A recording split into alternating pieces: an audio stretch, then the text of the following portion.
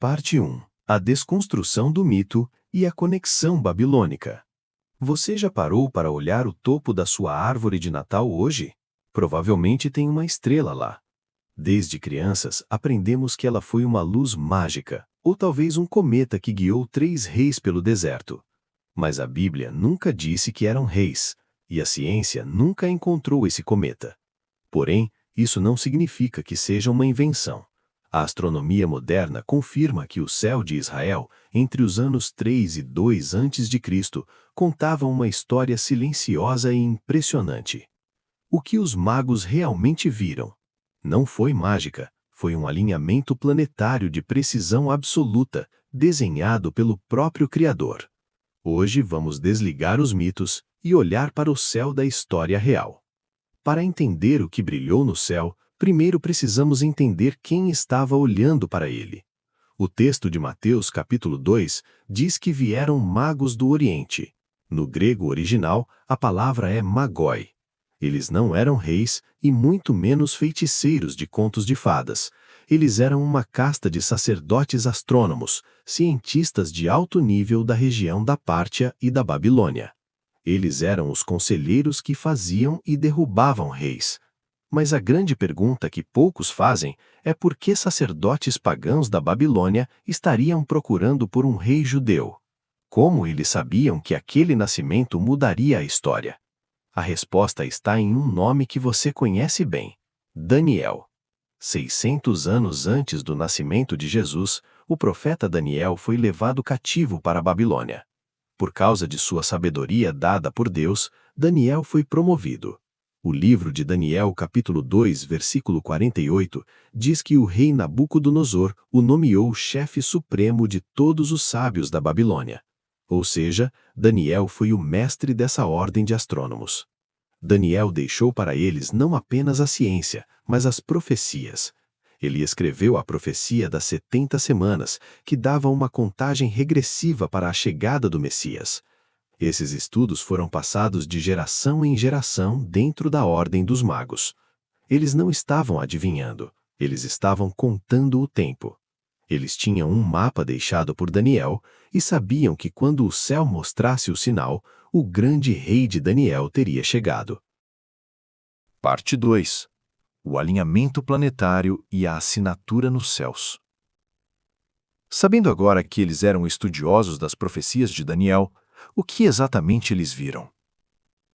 Durante séculos, isso foi um mistério. Mas, graças às leis do movimento planetário descobertas por Johannes Kepler e aos modernos softwares da NASA que conseguem voltar o céu no tempo com exatidão matemática, nós temos a resposta. Não foi uma explosão aleatória, foi uma valsa celestial. Tudo começa em setembro do ano 3 a.C.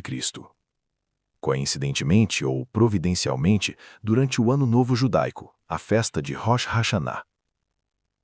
O planeta Júpiter, conhecido desde a antiguidade como o planeta Rei, começou a se aproximar da estrela Régulus.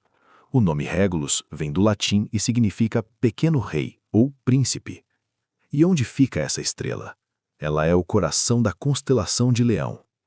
Para um astrônomo do Oriente que conhecia as escrituras hebraicas, a mensagem era clara como um texto escrito em neon. O planeta Rei estava se encontrando com a estrela do príncipe dentro da tribo de Leão. Isso remete diretamente à profecia de Gênesis 49. O cetro não se arredará de Judá. O leão da tribo de Judá estava sendo anunciado.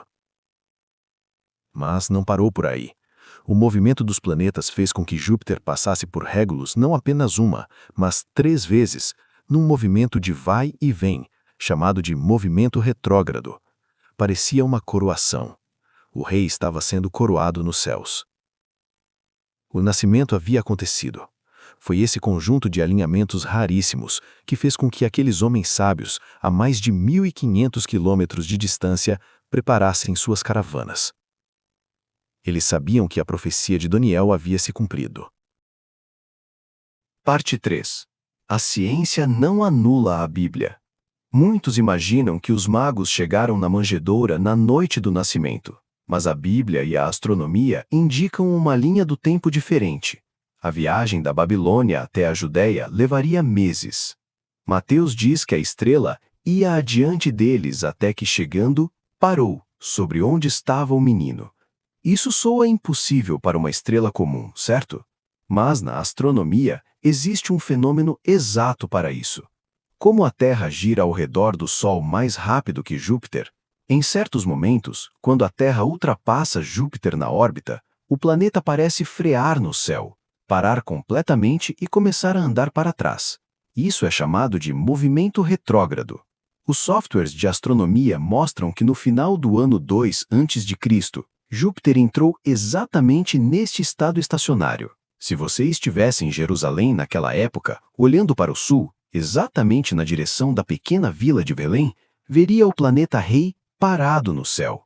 O detalhe mais impressionante, esse alinhamento estacionário ocorreu justamente no final de dezembro.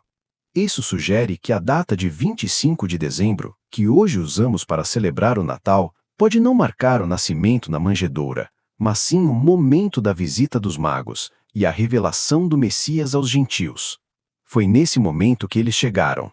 O texto grego de Mateus usa a palavra paidion para descrever Jesus aqui, que significa criança pequena, e não brefos, que significa recém-nascido.